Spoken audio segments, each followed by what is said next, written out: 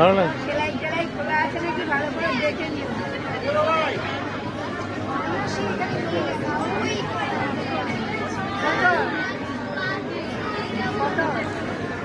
ওই যে বুকের কাছে লেখা 800 টাকা।